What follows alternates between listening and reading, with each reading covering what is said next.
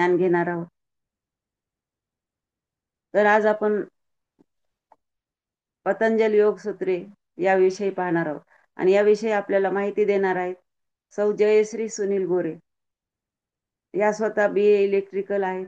तसेच योगशास्त्रामध्ये त्यांनी MA केलेलं आहे. महिला पौरोहित्याचं त्यांचं शिक्षण चालू आहे. तसेच श्रीमद भगवद्गीता त्यांची पूर्ण कंठस्थ आहे. महाजेनको वीज निर्मिती येथे त्या कार्यकारी अभियंता या पदावरून सेवानिवृत्त झालेला आहे.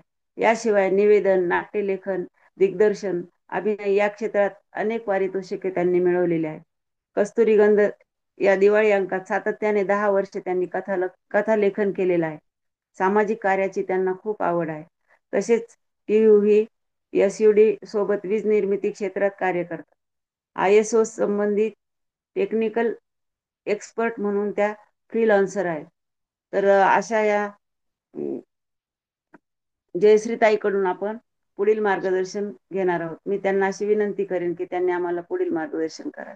जय गुरुदेव. जय गुरुदेव. नमस्कार. बऱ्याच साधकांची आपली इंटरॅक्शन मागच्या वेळेला झाली होती. एक व्याख्यान आधी मी दिलं, तो विषय होता की महर्षी पतंजली. आपण म्हणजे तसं थोडं पाहिलं तर टप्प्याटप्प्याने पुढे जात आहोत असं म्हटलं तरी हरकत नाही. तुम्ही सगळेच जण योगाचे साधक आहात, त्यामुळे योग ही गोष्ट काय आहे हे नव्याने फारसं सांगण्याची गरज नाही.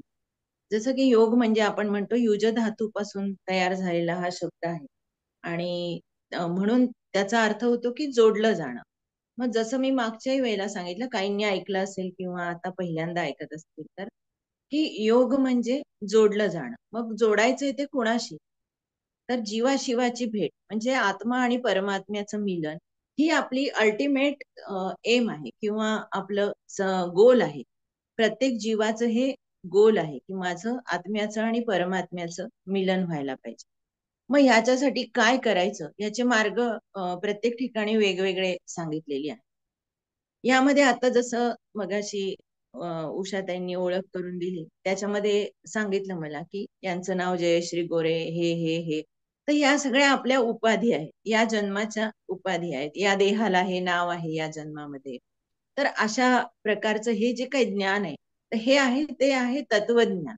की मी या जन्मात म्हणजे मी कोण आहे हा प्रश्न माणसाला पडतो.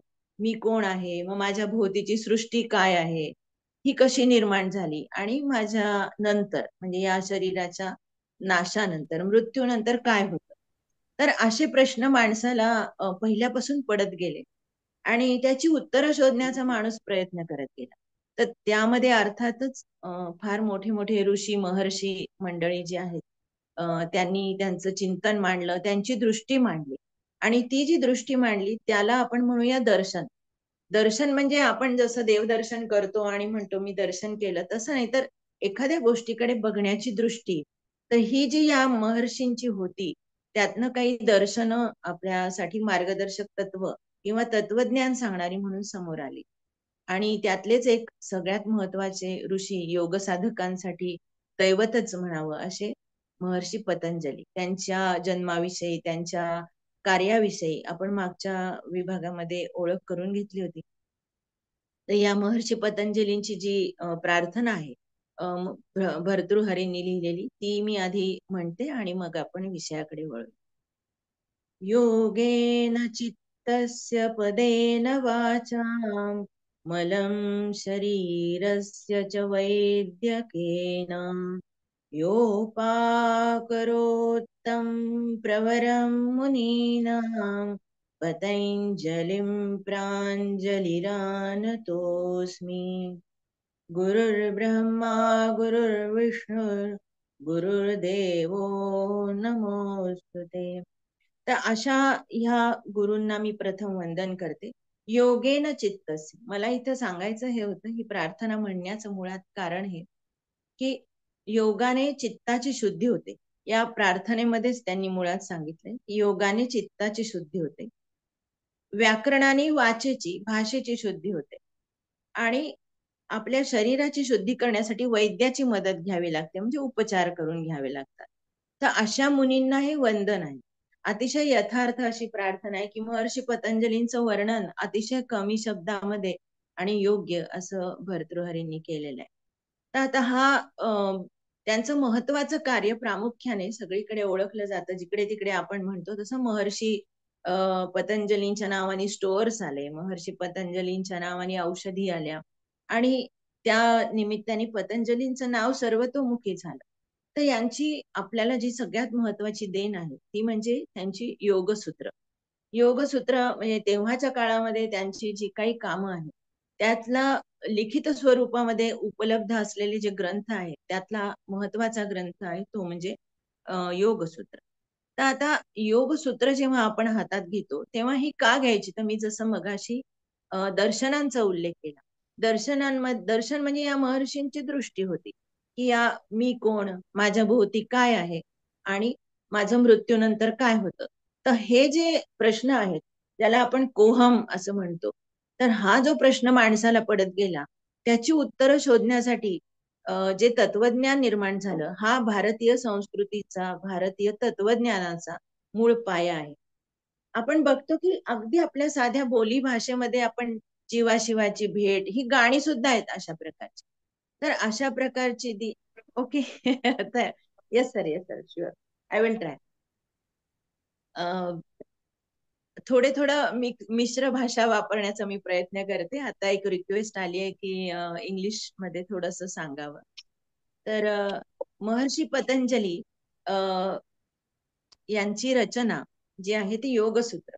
योगसूत्र ही बघताना आपण जसं म्हणलं दर्शन जी आहेत तर ही दर्शन षट दर्शन प्रामुख्याने भारतीय तत्वज्ञानाची Indian philosophy is based on the षट दर्शन.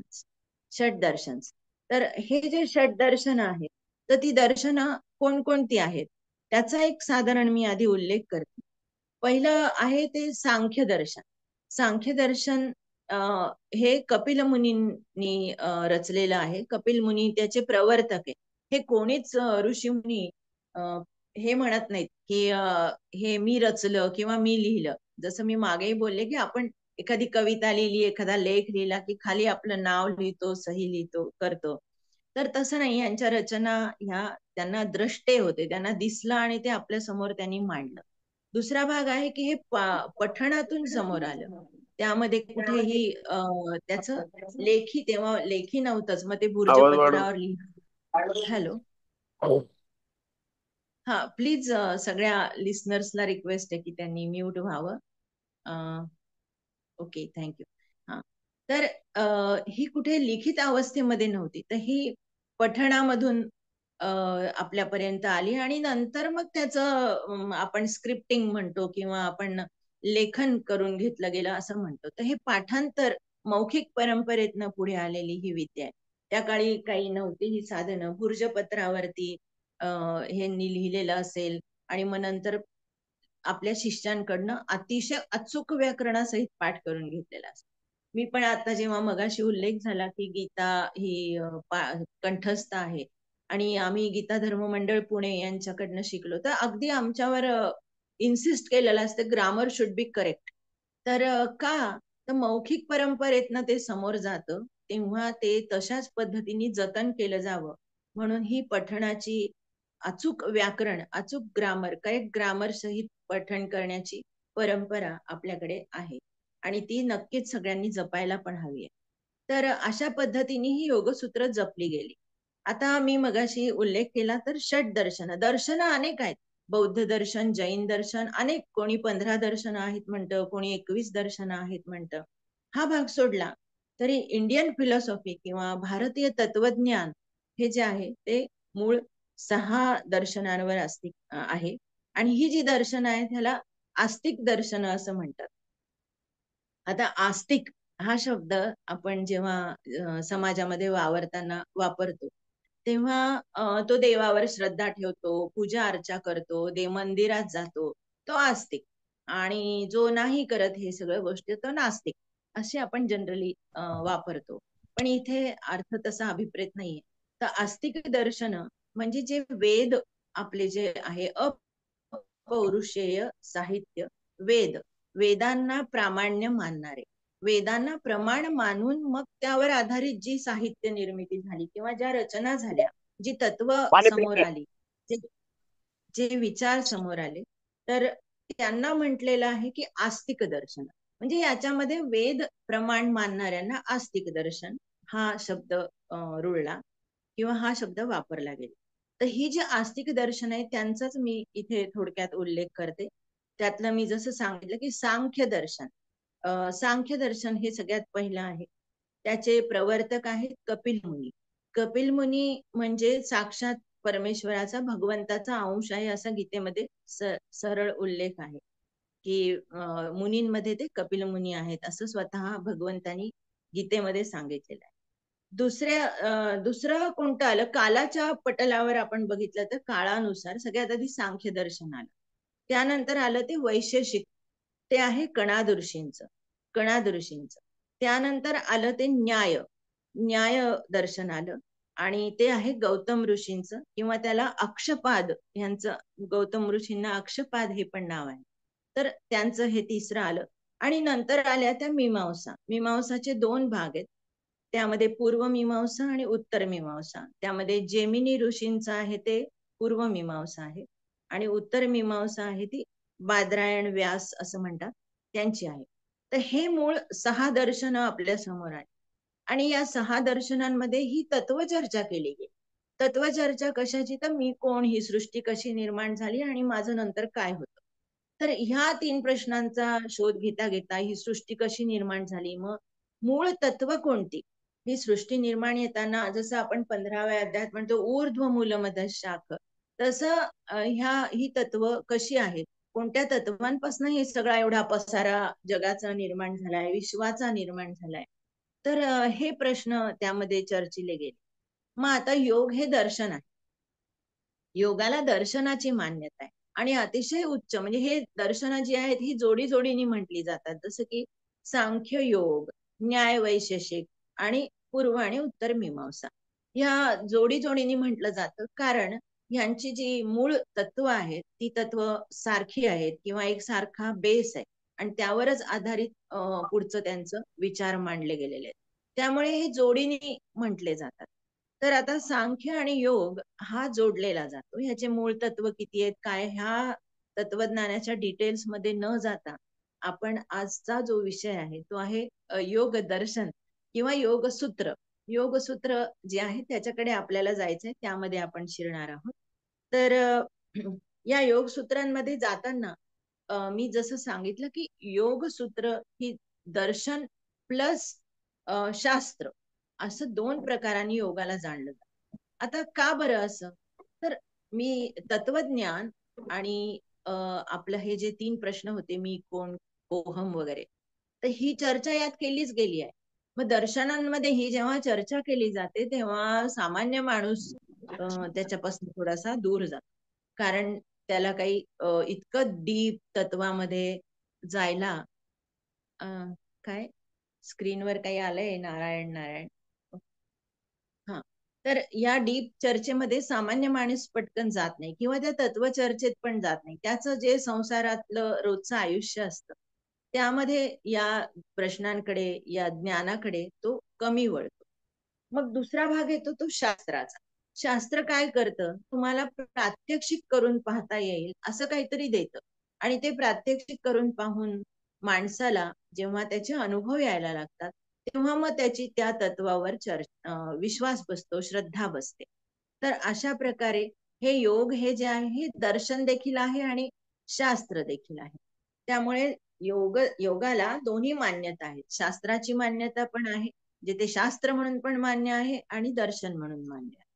तर असा हा अतिशय महत्वाचा विषय आहे आणि याला महर्षी पतंजलींनी कसं मांडलंय आपल्या समोर, तर अतिशय सूत्रबद्ध पद्धतीने उत्तम अशी मोजक्या शब्दांमध्ये फक्त 196 सूत्रामध्ये याची रचना केली गेली.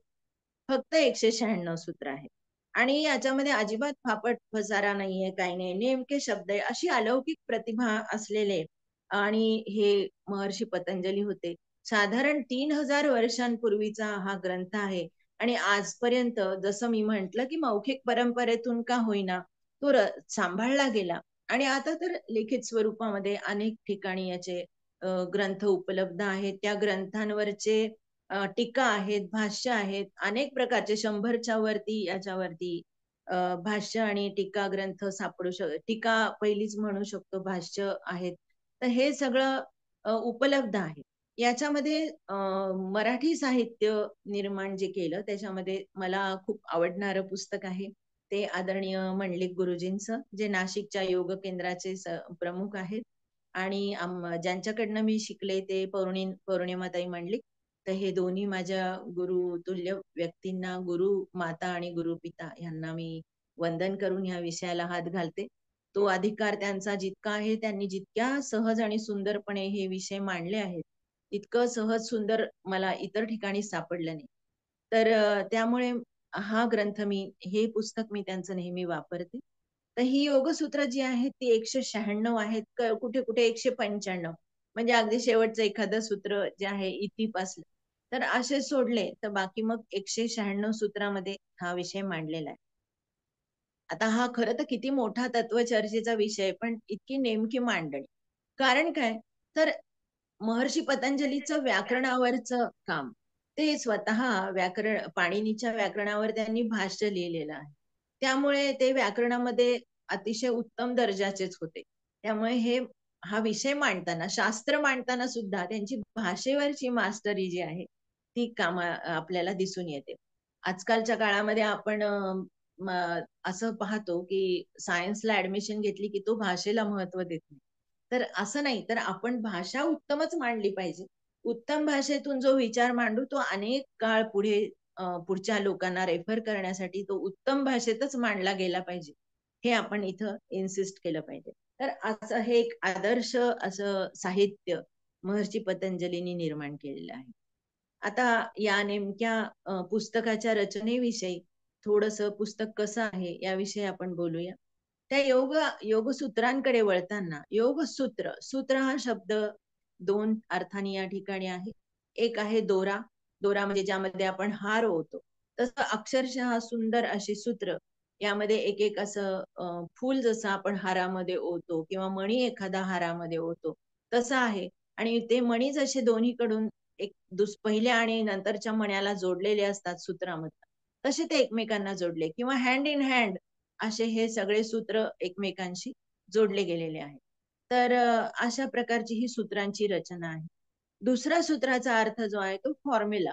आपण सगळेजण विज्ञानाचा अभ्यास करताना अनेक फॉर्म्युले पाठ करतो आणि आपण त्याचा हवं तेव्हा वापर करतो.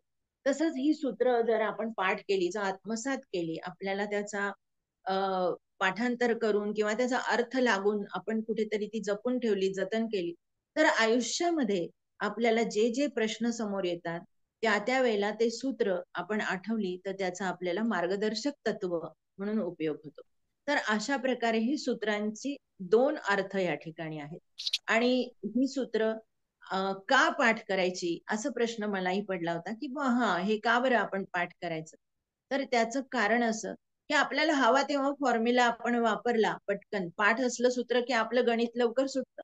तसं आपल्या आयुष्यात जे प्रश्न पडलेले असतात किंवा आयुष्यामध्ये जे प्रश्न आपण फेस करतो, तर हे प्रश्न आपल्याला जर ही सूत्र पाठ असली, ही सूत्र समजलेली असली, तर आपण त्याचा पटकन उपयोग करू शकतो.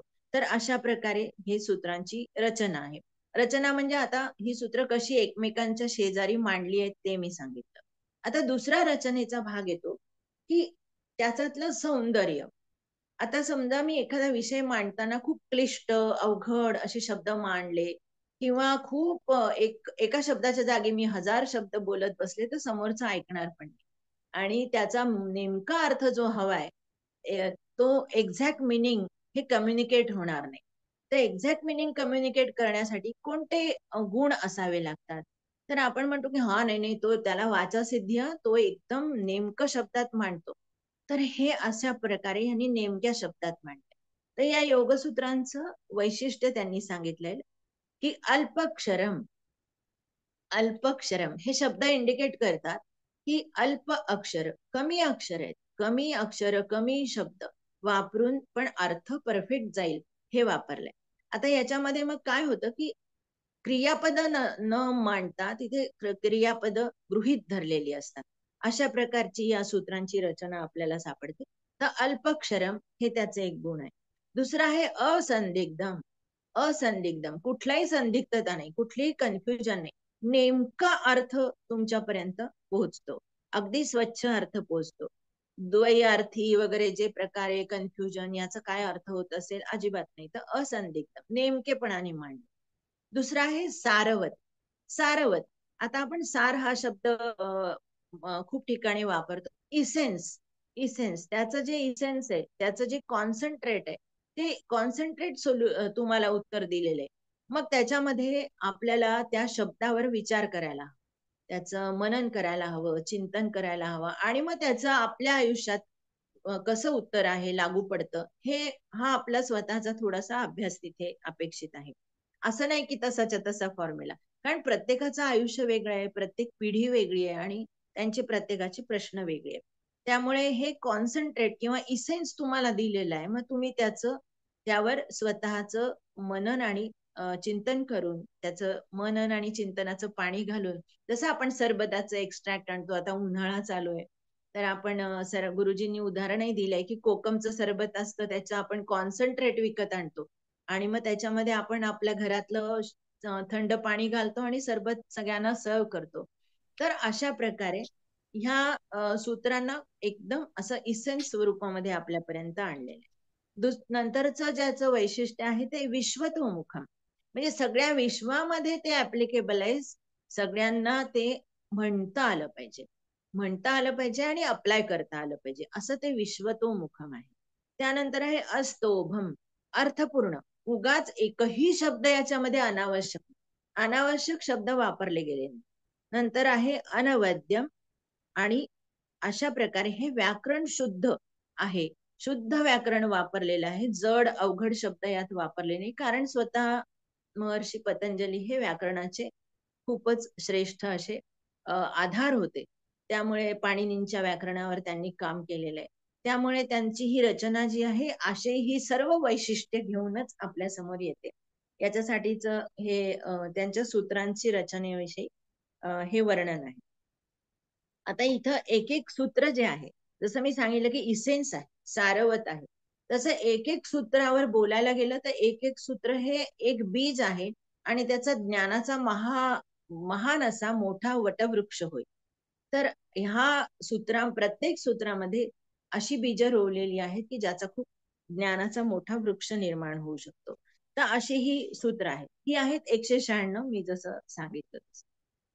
आता या ग्रंथाची रचना याकडे आपण वळूया. योगसूत्र जी आहेत ती 196 आहेत. मग ही कशी मांडली आहेत? आपण आता भगवद्गीतेचा उल्लेख केला, किंवा बरेच जण काही वाचन करत असतील, रुद्राला अनुवाक म्हणतात, भगवद्गीतेत अध्याय म्हणतात.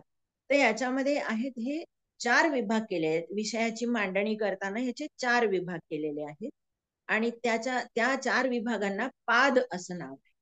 पाद. आता हे 4 पादामध्ये हा विषय मांडला. या 4 पादामध्ये पहिला पाद काय आहे, तर समाधीपाद, फर्स्ट पार्ट, समाधीपाद. त्यानंतर येतो तो साधनपाद, नंतर येतो तो विभूतीपाद, आणि नंतर येतो कैवल्यपाद. आता आपण जेव्हा बघतो, आजकाल जेव्हा आपण एखादी साहित्य निर्मिती बघायला जातो, तेव्हा बघतो की अरे नाही, तो सगळा आधी दुसऱ्याच गोष्टी सांगून मग शेवटी काहीतरी सस्पेन्स वगैरे क्रिएट केला आहे, आणि मग तो नेमकं त्याचं उत्तर काय, असं शेवटी मांडलं जातं. पण यांनी तसं केलेलं नाहीये. समाधीपाद म्हणजे पहिला पाद जो आहे, ह्यामध्येच खरं तर सगळा योग आहे. कारण काय, तर योगाचा अर्थ जीवाशिवाशी जोडणे, जीवाची शिवाची भेट होणे. मग ही कशी होणार आहे, तर ती समाधीनेच होणार आहे. त्यामुळे पहिल्या भागामध्ये समाधी पादाचंच वर्णन आहे, समाधी कशी असते याविषयीच वर्णन आहे, समाधीचे प्रकार किती आहेत त्याचे वर्णन आहे. तर हा पहिला पाद आहे, हा समाधीपाद. मग तसं पाहिलं तर मग समाधीपाद योग, आपण जीवाशिवाची भेट घडली, मग झालं ना, पुढच्या पादांची गरजच नाही. पण तसं नाही. तर सामान्य माणूस जो आहे, तो सामान्य माणसाला पुढे जाताना या समाधी अचीव करायची. आता आपण सगळेजण सामान्य माणसं आहोत, संसाराच्या व्यापात आहोत, आणि आपल्याला हे सगळं साधायचं असेल तर ह्याला कसं जायचं पुढे, स्टेप बाय स्टेप कसं जायचं. त्यासाठी मग पुढे साधनपाद. साधन म्हणजे आपण म्हणतो जसं टूल आहे, इन्स्ट्रुमेंट आहे. तर तशा प्रकारे हा साधनपाद आहे. नंतर विभूतीपाद आहे आणि नंतर आहे तो कैवल्यपाद. मी एकेका पादावर थोडं रेफर करत जाते, की पहिला समाधीपाद हा मांडलाय त्यांनी. त्याच्यामध्ये सगळ्यात महत्वाचं आहे, की महत्वाचा विषय तो महत्वाचा. पहिल्यांदा महत्वाचा विषय मांडून टाकला. नंतर त्यामध्ये गौण भाग, गौण म्हणजे अर्थाने नाही, गौण अर्थाने नाही. अर्थ हा त्याचा अतिशय उत्तमच दर्जाचा आहे. पण आता टॉप प्रायोरिटी म्हणूया आपण, तर तो समाधीपाद. समाधी हीच टॉप प्रायोरिटी आहे. आपली साध्य म्हणजे आपलं साध्य, आपलं एम, आपलं गोल हे काय आहे तर समाधी. आणि त्या दृष्टीने हा विषय सगळ्यात आधी या ठिकाणी मांडलेला आहे. आता योगसूत्रांच्या रचनेमध्ये पुनरावृत्ती टाळायची. जसं आपण आता बोललो, की कमी शब्दामध्ये मांडायचं. तर मग आपण तेच तेच सूत्रातला पार्ट परत रिपीट करायचा, मग परत त्याच्या पुढे जोडायचा, असं काही असायला नको. म्हणून मग तिथे पुनरावृत्ती टाळण्यासाठी मागची जी सूत्र आहे त्याचा रेफरन्स गृहीत धरलेला असतो. म्हणजे आपण जेव्हा पुढचा पाद वाचतो तेव्हा साधकाला त्याचा पहिला पाद माहित पाहिजे.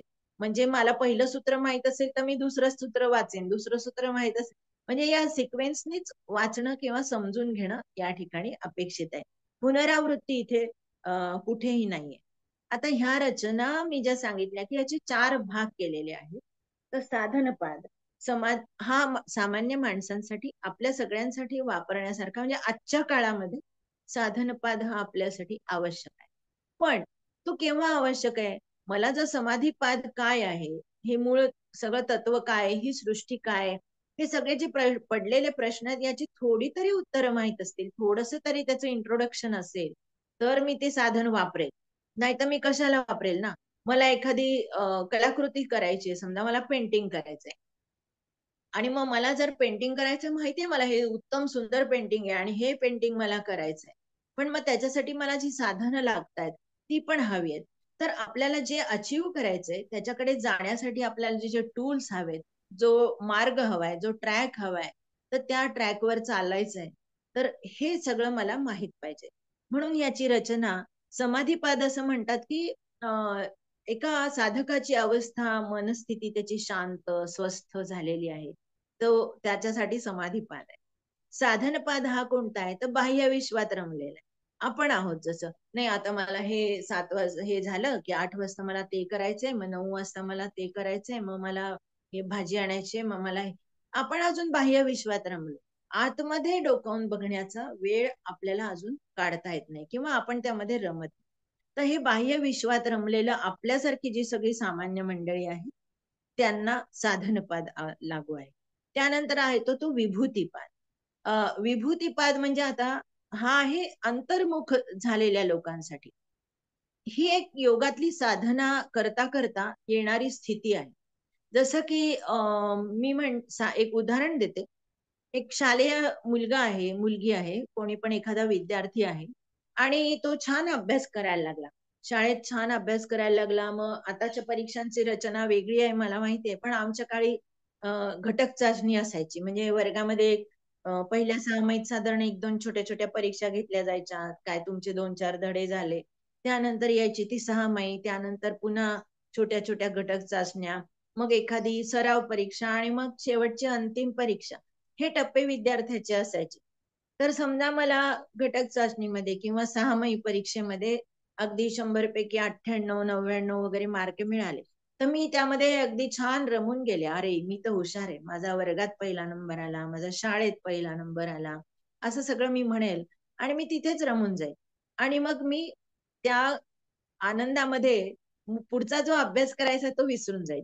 तर वार्षिक परीक्षेमध्ये मला त्याचे परिणाम दिसते. म्हणजे माझा तिथे नंबर आलेला नसेल. ह्या घटना घडलेल्या असतात. आपल्या आयुष्यामध्ये, आपल्या जवळच्या, आपल्या मुलाबाळांच्या आयुष्यामध्ये ह्या घटना घडतात. म्हणून आपण म्हणतो, की नाही, सतत आपण ती साधना, तो अभ्यास हा सतत केला पाहिजे. तर अशा प्रकारे ह्या ज्या मध्ये येणाऱ्या सिद्धी आहे, आता जसं मी सांगितलं, की अभ्यासामध्ये चांगला अभ्यास केला आणि मला घटक चाचणीत 98-99% मार्क मिळाले. तर हे मार्क मिळाले ह्या सिद्धीमध्ये मला सिद्धी प्राप्त झाली ना. मला काहीतरी मी साधना केली आणि मला काहीतरी फळ मिळालं. तर ही झाली सिद्धी. तर ही सिद्धी प्राप्त झाल्यावर मी त्या सिद्धीमध्येच अडकून पडले. त्या सिद्धीतच अडकून पडले तर मी साधना करणं सोडून दे. सिद्धीमध्ये अडकले तर मी साधना करणं सोडून दे. मला काहीतरी मिळालं की मी त्यातच हरवून जाईल आणि जे माझं मुख्य एम आहे, जे माझं मूळ गोल आहे, तर तो गोल अचीव्ह होणार नाही. मी त्या सिद्धीत रमून जाईल आणि मी ती साधना करणं सोडून दे. तर हे सगळं घडायला नको. पण ह्या ज्या आपल्याला अचिव्हमेंट होतात किंवा या ज्या सिद्धी प्राप्त होतात, ही एक प्रकारची काय म्हणतात त्याला, त्या ट्रॅकवर चालतानाची खूण आहे. जसं की मी पहिली पास झाले तर मी दुसरीत जाईन. हा म्हणजे झालं, हिचा एक पार्ट संपला. दुसरी पास झाल्यावर मी तिसरीत जाईन. तर अशा प्रकारे ही एक एक स्टेप पुढे जातोय. ही खूण आहे की मी त्या ट्रॅकवर आहे. पण मी त्या खुणेमध्येच अडकून पडायला. आपला अल्टिमेट गोल मी विसरायला नको. मी म्हणजे कोणत्याही साधकांनी विसरायला नको, असा याचा अर्थ आहे.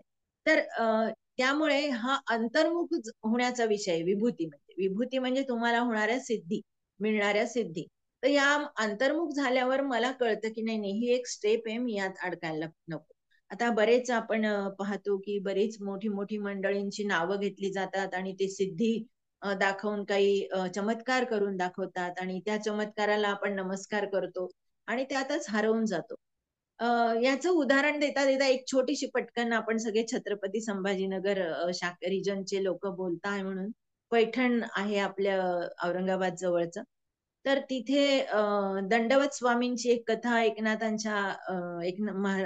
महाराजांच्या चरित्रामध्ये येते, की ते दंडवत स्वामी म्हणून जे असतात त्यांना सतत ते दंडवत घालण्याचं व्रत करतात आणि दंडवत घालत राहतात. तर त्यांना अशी सिद्धी प्राप्त होते की त्यांनी एका मृत गाढवाला नमस्कार केला तर ते जिवंत झाले. आता ही सिद्धी प्राप्त झाली. आता या सिद्धीमध्ये अडकून पडले असते तर गावकऱ्यांनी त्या सिद्धीचा वापर करून न जाणे काय काय करून घेतलं असतं. पण ही जाणीव त्यांना झाली. त्यांचं उद्दिष्टच नव्हतं की मला असं काही करायचं. त्यांनी जे व्रत दिलं, जे त्यांनी ठरवलं, ते नियमित केलं. आपणही एखादी दुसरी छोटी मोठी व्रत करतो, तसं त्यांनी व्रत केलं आणि त्या व्रताचं फलित झालं. हे फलित लक्षात घेऊन किंवा हे फळ मला मिळणार आहे अशा अपेक्षेने केलं नव्हतं. त्यांनी निष्काम कर्म केलं होतं. कर्मण्येवाधिकार असते, त्यांनी ते निष्काम कर्म केलं होतं. पण ती सिद्धी आली. आता त्या सिद्धीमध्येच जर ते अडकले असते तर मग वेगळंच काही घडलं असतं. पण त्यांना ही जाणीव झाल्यामुळे ते एकनाथ महाराजांकडे गेले आणि मग त्यांनी त्यांना समाधी चं महत्व समजावून सांगितलं आणि दंडवत स्वामींनी समाधी घेतली. ही आपल्या सगळ्यांसाठी अतिशय आदर्श किंवा रोल मॉडेल कथा आहे. आपण कोणी पण त्या सिद्धीत अडकलो तर त्याचा आपण वापर केला नाही, गैरवापर, तरी इतर लोक आपल्याला टूल म्हणून वापरून आपल्याकडून ते करवून घेतील. तर आपण याला बळी पडायचं का आपल्या पुढच्या साधनेमध्ये जायचं, हा आपला स्वतःचा अंतर्मुख होण्याचा विषय. तर असा हा विभूतीपाद हा थोडासा प्रगत साधकांचा विषय आहे. आणि त्याच्याही पुढचा टप्पा येतो तो चौथा, कैवल्यपाद. कैवल्यपाद हा अतिशय प्रगत स्थितीत आहे. केवळ केवळ एक म्हणजे त्या दिव्य शक्तीशी पूर्ण एकरूप होणं. तर हा कैवल्यपाद हा अतिशय प्रगत स्थितीमधला असा हा भाग आहे. याच्यामध्ये समाधीपादामध्ये 51 सूत्र आहेत, साधनपादात 55 सूत्र आहेत, विभूतीपादामध्ये 56 सूत्र आहेत आणि कैवल्यपादामध्ये 34 सूत्र आहेत. अशी ही 196 सूत्रांची रचना आहे. पण या एक एक सूत्राचं महत्व मी सांगितलं की जैसे बिंब तरी बचकेचे एवढे, परिप्रकाशासी त्रैलोक्य थोकडे, शब्दांची व्याप्ती तेणे पाडे पण अनुभव. अशी ही सूत्र आहे. म्हणजे अगदी एवढूस आपण जसं सूर्यप्रकाशाचं बचकं एवढंस पडतो, पण त्याला सगळं विश्व उजळून टाकण्याची त्यामध्ये ताकद आहे. तर असं हे एक एक सूत्र एवढ्या पोटेन्शियलचं आहे, इतक्या पोटेन्शियलचं आहे, इतकं शक्तिमान आहे, इतकं बीज त्यामध्ये आहे. आता हे थोडस रचना आणि पुस्तकाची आणि याच्या महतीविषयी आपण जाणून घेतलं. आता प्रत्यक्ष थोडस सूत्रांकडे जाऊया.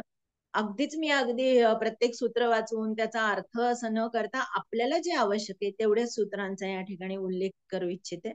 जर आपल्याला इंटरेस्ट आला तर आपण पुन्हा सूत्रांवर वेगळं प्रत्येक टप्प्यावर एकेका पादावर पण वेगळं बोलू शकतो. तर जसं आपण म्हटलं की योग म्हणजे जोडणे. तर हे कसं साधायचं? तर त्यासाठी पहिलाच पाद दिलाय त्यांनी, तो आहे समाधीपाद. मग समाधीपादामध्ये काय, तर निर्बीज समाधी. म्हणजे आपण जाताना कोणतंच मनामध्ये छोटीस बीज पण नसावं. आता हे जे मोठी मोठी मंडळी होऊन गेली, ज्ञानेश्वर महाराजांचं उदाहरण घेता येईल. तर ह्यांनी आधीच्या जन्मामध्ये सबीज समाधी घेतली असणार. कारण की त्यांना त्याच्यामध्ये पुढच्या जन्मात येऊन एवढ्या छोट्याशा वयामध्ये, ज्याला आपण किशोर वय म्हणतो, या किशोर वयाच्या आत इतकं ज्ञान त्यांनी आपल्यासाठी मांडून ठेवलंय. तर ही त्यांची गतजन्मीची सबीज समाधी आहे. म्हणून नंतर त्यांची निर्बीज समाधी होते. तर हे समाधीचे टप्पे आहेत. तर ह्या सगळ्या समाधीच्या टप्प्यांचं वर्णन या समाधी पादामध्ये येतं. आणि पहिलंच त्याच्यामधलं सूत्र आहे की अथ योगानुशासनम.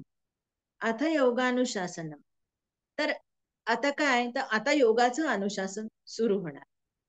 महर्षी पतंजलींनी सगळीकडे असा विखरून पडला होता योग. योग नव्हता असं नाही, योग होता. योगाचं अनुशासन पण होतं. पण हा सगळीकडे विखुरला गेलेला होता. तो एकत्रित करून त्यांनी आपल्या समोर मोजक्या सूत्रांमध्ये बांधला. तर ठामपणे बांधला. याच्यामध्ये तुम्ही करून पहा आणि तुम्हाला उत्तर मिळेल. 2+2 = 4 फॉर्म्युला दिला की आपण त्याच्यामध्ये आकडे टाकले की आपल्याला गणितात उत्तर मिळतं. तशा प्रकारे ही सूत्र अगदी ठामपणे जो मेसेज द्यायचा ते देतात. तर या ग्रंथाची सुरुवात आहे ती अर्थातच अथ योगानुशासनम.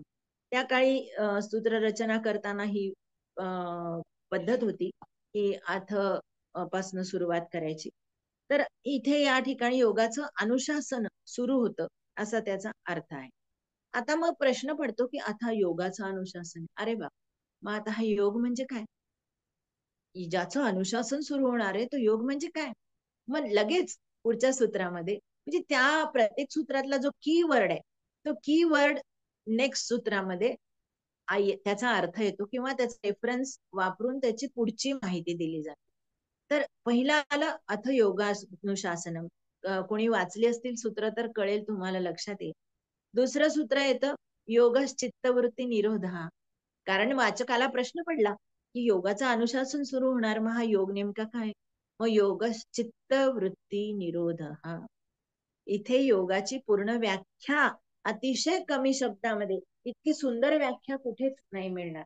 योगश्चित्त वृत्ती निरोध. योगामध्ये काय केलंय, तर चित्तवृत्तींचा निरोध करायचा आहे. योग साधायचा म्हणजे काय, तर चित्तवृत्तींचा निरोध करायचा आहे. आता आपण एखादी गोष्ट करायची म्हटलं की आपलं मन 100 ठिकाणी धावतं. आपल्या अष्टांग योगामध्ये आपण जाणतो की प्रत्याहार, आपण सगळ्या गोष्टींकडे विषय आणि त्याच्या मागे इंद्रिय धावतात. मला एखादी सुंदर गोष्ट दिसली की मला ती सतत बघावी वाटते. मी एखादा सुंदर पदार्थ खाल्ला की मला तो परत परत खावासा वाटतो. किंवा एखादं सुखद मला हवामान वाटलं, त्या गावाला मी परत परत जाते. मला छान वाटतं तिथे जायला. म्हणजे आपण ज्या आपल्या ही जी इंद्रिय आहेत, त्या इंद्रियांमार्फत जी जाणीव आपल्याला होते, त्या जाणीवेमुळे जो आनंद मिळतो, त्याच्या मागे आपण धावतो.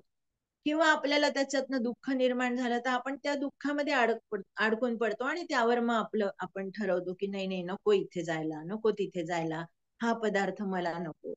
म्हणजे आपली जी इंद्रिय आहे ती त्या विषयामागे धावतात. त्याला अंतर्मुख करायचं, त्याला आपण बाहेरच्या विश्वा